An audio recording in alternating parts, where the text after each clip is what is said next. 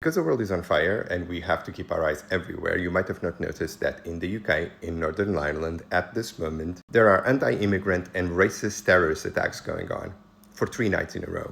And I can't help but wonder if the person who wrote the speech for the Prime Minister that echoed Enoch Powell when he said this, control of our borders and close the book on a squalid chapter for our politics, our economy and our country. This Labour government is shutting down the lab. The experiment is over. We risk becoming an island of strangers, not a nation that walks forward together. is thinking at this moment.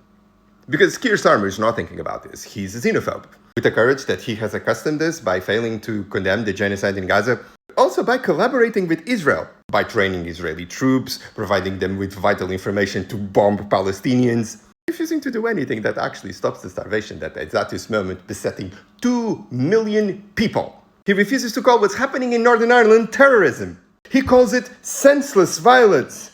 Remember last year? When he said that the riots that were carried out by terrorists that wanted to burn down a hotel filled with migrants, which, by the way, they are replicating in Northern Ireland.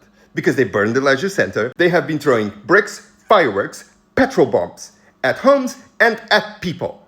Were actions carried out by thugs, not terrorists.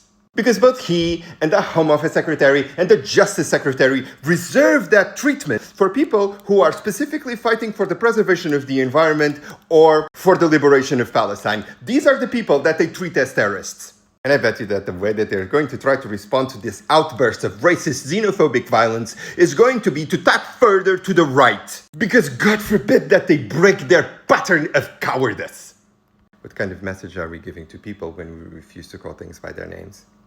When institutionally we ignore until pushed that 2 million people in Gaza are in the dark at this moment, at the mercy of a genocidal army. When we cut support for aid that is going to affect Sudan and give political cover to the country that is sponsoring the civil war. Do they honestly think that there's not going to be a price to pay?